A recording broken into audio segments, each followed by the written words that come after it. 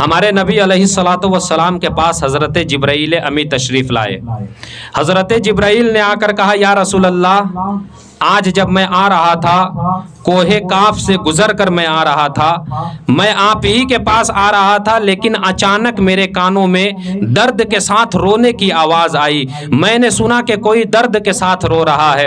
جدھر سے آواز آئی میں ادھر پلٹ کر واپس گیا تو میں نے دیکھا کہ ایک فرشتہ ہے جس کے بالوں پر کو جلا دیا گیا ہے۔ یا رسول اللہ، میں نے اس سے پہلے اس فرشتہ کو پہلے آسمان پہ دیکھا تھا۔ وہ جب آسمان پہ بیٹھتا تھا تو اس کی شان کا عالم یہ تھا کہ اس کے اگل بگل 70,000 فرشتے کھڑے رہا کرتے تھے، اور اگر وہ سانس لیتا تھا اللہ رب العزت سانس کے بدلے میں ایک فرشتہ پیدا کرتا تھا۔ اس کے اعجاز کا عالم یہ تھا، وہ نورانی تخت پہ بیٹھا کرتا تھا یا رسول اللہ، لیکن آج میں نے اسے دیکھا کہ اس کے بالوں پر کو جلا دیا گیا ہے۔ کوہ کاف کی وادیوں میں رو رہا ہے بیٹھ کر۔ میں اس کے قریب گیا اور جانے کے بعد میں نے اس سے کہا کہ یہ بتاؤ تمہارے ساتھ یہ معاملہ کیسے ہو گیا؟ اس نے کہا جبرائیل تم مجھے پہچانتے ہو؟ میں نے کہا کہ ہاں میں تو تمہیں پہچانتا ہوں، میں نے تمہیں پہلے آسمان پہ دیکھا تھا، تم اس بلندی سے پستی میں کیسے ڈال دیے گئے ہو؟ تمہارے ساتھ کیا ایسا ہو گیا ہے؟ تب اس فرشتے نے اپنا درد دل بیان کرنا شروع کیا۔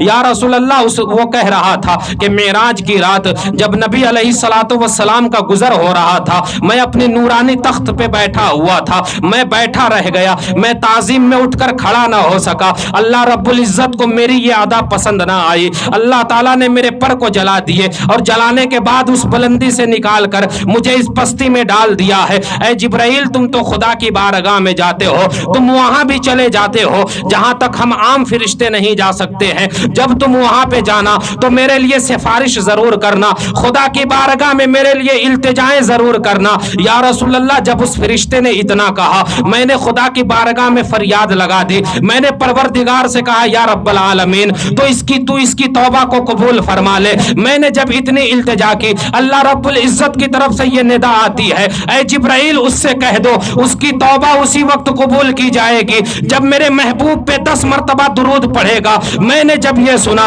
اس فرشتے سے میں نے کہا کہ مصطفیٰ جان رحمت پہ 10 مرتبہ درود پڑھ لے۔ اس نے درود پڑھنا شروع کیا۔ یا رسول اللہ، اس کے پر جلے ہوئے تھے، لیکن جیسے جیسے درود پڑھتا جا رہا تھا اس کے پر جمتے جا رہے تھے۔ جب 10 مرتبہ درود اس نے مکمل کر لیا، جب آپ پر 10 مرتبہ درود پڑھا، اس کے بال بھی جم آئے ہیں، اس کے پر بھی جم آئے تھے، اور دیکھتے ہی دیکھتے وہ اڑ کر کے آسمان میں پھر سے چلا گیا۔ تو مجھے کہہ لینے دیا جائے، اگر تخت و تاج چاہتے ہو، اگر آج یہ چاہتے ہو کہ دنیا کی نظر میں بلندیاں حاصل کر لو، تو کوئی اور بھی عمل جب کرتے ہو تو اس سے پہلے مصطفیٰ جان رحمت پہ درود بھی پڑھ لیا کرو۔ ادھر تمہاری زبان سے مصطفیٰ پہ درود نکلیں گے، اللہ تمہارے رتبوں کو بلند کرتا جائے گا، کیونکہ خدا کی رضا چاہتے ہیں دو عالم، خدا چاہتا ہے رضائے محمد۔ عزیزان ملت اسلامیہ، یہ ہے درود کی برکت۔ میرے نبی نے فرمایا کا نبی یوم القیامت اکثر علیہ صلاۃً، قیامت کے دن میرے سب سے زیادہ قریب وہ شخص ہوگا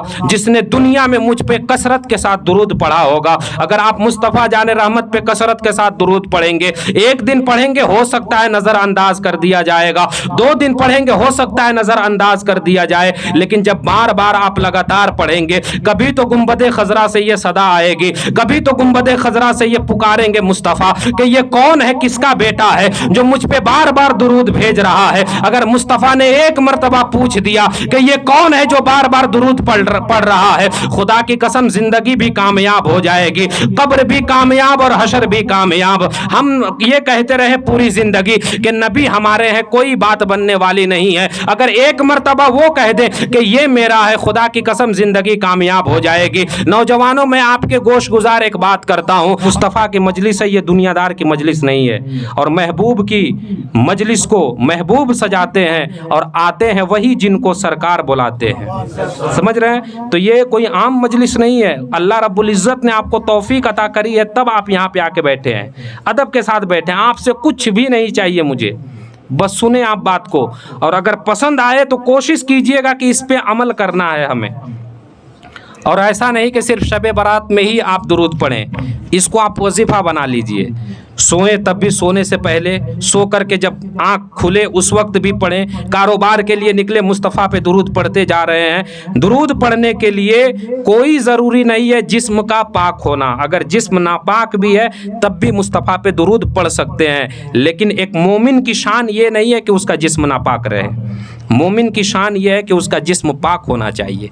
पता नहीं कब मौत का फरिश्ता आ जाए रूह कब्ज करने के लिए। मेरा रब तो इतना करीम है, वो पुकार पुकार कर कह रहा है, ऐ मेरे बंदे आ तो सही, तू एक मर्तबा आ करके तो देख ले। अगर तेरी जिंदगी के तमाम खताओं को ना धुल दिया, अगर तेरी जिंदगी के तमाम गुनाहों को मैंने माफ ना कर दिया तो मुझे रब ना कहना। मेरा परवरदिगार आलम तो सिर्फ तलाश में है कि किसी भी बहाने से मेरा बंदा मेरे दरवाजे पर आ तो जाए। एक बात मैं आपके सामने अर्ज करूं, आपने शहद खाया होगा, कभी ना कभी जरूर खाया होगा। शहद जानते हैं किस चीज से बनाई जाती है? शहद जो बनाई जाती है, शहद जिस चीज से तैयार की जाती है वो फूलों से तैयार किया जाता है, फूलों के रस से तैयार किया जाता है। एक दिन मेरे मुस्तफ़ा ने पूछा शहद की मक्खियों से, जरा ये तो बताओ तुम शहद कैसे बनाती हो? तो शहद की मक्खियों ने कहा था, या रसूल अल्लाह, हम चमन में जाया करते हैं और वहां से मुख्तलिफ फूलों का रस चूसते हैं और रस चूसने के बाद उसे आकर के अपने छत्ते में हम उगल देते हैं, उसी से शहद तैयार हो जाता है। जब मेरे मुस्तफ़ा ने इतना सुना तो मेरे मुस्तफ़ा ने पूछा था शहद की मक्खियों से, जरा ये तो बताओ जो फूलों के रस हुआ करते हैं वो मुख्तलिफ किस्म के हुआ करते हैं। किसी फूल का रस कड़वा होता है, किसी का कसेला होता है, किसी का जायका खराब होता है, किसी में कड़वापन होता है, लेकिन ये शहद इतना मीठा कैसे बन जाता है? ये मिठास कैसे शहद में पैदा हो जाती है? तब शहद की मक्खी ने कहा था, या रसूल अल्लाह, अल्लाह रब्बुल इज्जत ने हमें सिखा दिया है, जब हम अपने छत जाते हैं फूलों का रस चूसने के लिए तो आप पे दुरूद पढ़ते हुए जाते हैं, और जब रस चूस करके वापस आते हैं तो रास्ते भर आप पर दुरूद पढ़ते हुए जाते हैं। या रसूल अल्लाह, इसमें कोई और कमाल नहीं है बल्कि आप पर पढ़े जाने वाली दुरूद की बरकत है। हम दुरूद पढ़ते जाते हैं,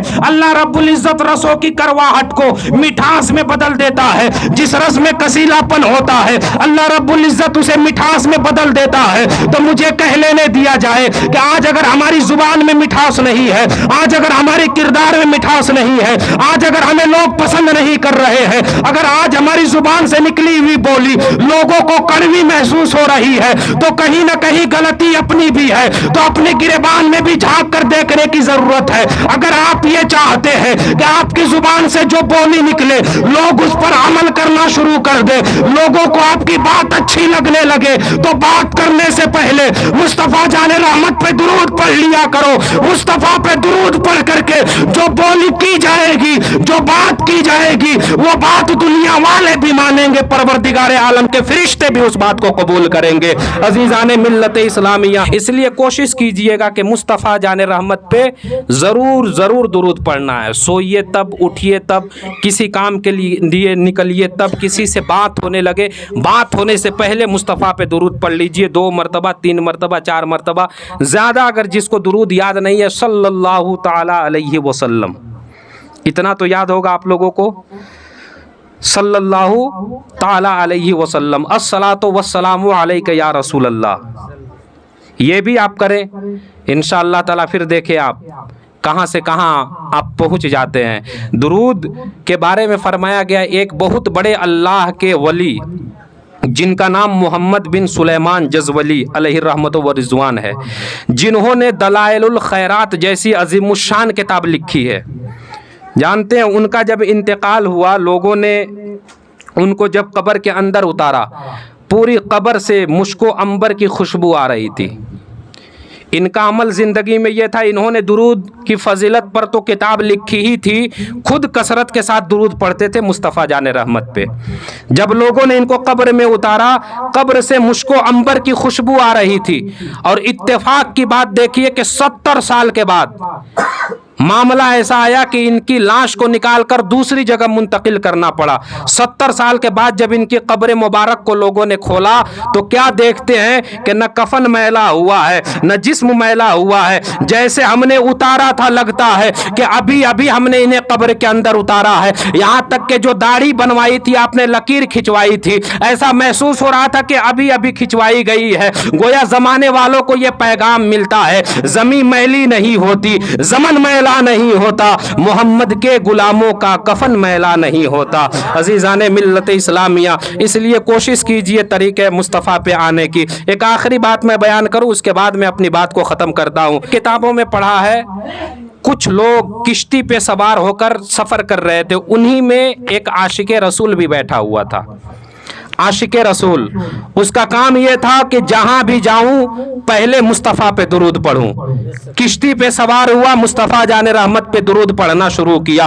درود پڑھتا جا رہا ہے, کشتی چلتی جا رہی ہے. جب کشتی بیچ میں پہنچی ہے, مصطفیٰ جان رحمت پہ درود ادھر سے شروع ہے, اچانک سے ایک مچھلی نے مصطفیٰ پہ پڑھے جانے والے درود کو سن لیا. سننا تھا کہ مچھلی نے اپنا سارا کچھ چھوڑ دیا اور درود کو سننے لگی. مچھلی جدھر جدھر کشتی جا رہی ہے, مچھلی بھی ساتھ ساتھ چل رہی ہے. کشتی پار ہو گئی ہے. اب کل کا موسم دیکھیے, جو کل کا دن آیا ہے, ایک ملاح نے اپنے جال کو ڈالا ہے سمندر میں. اتفاق دیکھیے, وہی مچھلی جس نے درود مصطفیٰ کو سنا تھا, وہی مچھلی پھنستی ہے جال کے اندر. ملاح نے اس مچھلی کو لیا ہے اور مارکیٹ میں پیش کیا ہے بیچنے کے لیے. ایک انسان آیا, آنے کے بعد اس نے اسی مچھلی کو خریدا جس نے مصطفیٰ پہ پڑھے جانے والے درود کو سنی تھی.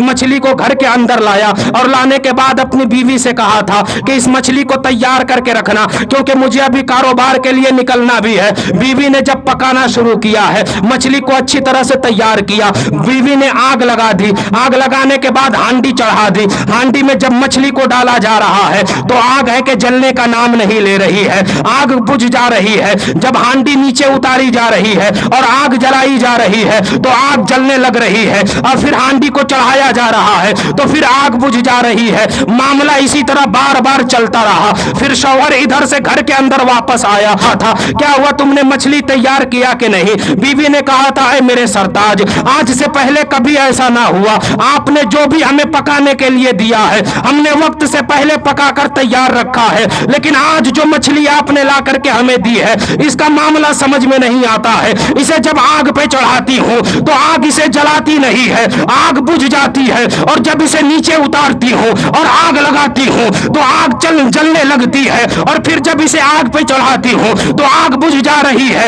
لیکن مچھلی کو جلا نہیں رہی ہے. تو یہاں سے ہمیں پیغام ملتا ہے کہ جس نے مصطفیٰ پہ پڑھے جانے والے درود کو صرف سن لیا ہو, دنیا کی آگ اسے جلا نہیں سکتی. تو جس عاشق رسول نے اپنی زندگی کے اندر مصطفیٰ جان رحمت پہ کثرت کے ساتھ درود پڑھا ہوگا, میرا ایمان کہتا ہے کہ وہ دنیا کی آگ سے بھی بچا لیا جائے گا, آخرت کی آگ سے بھی بچا لیا جائے گا. عزیزان ملت اسلامیہ, اس لیے کثرت کے ساتھ درود پڑھا کرے مصطفیٰ جان رحمت پہ صلی اللہ تعالی علیہ وآلہ وسلم. یہ ہے درود کی برکت.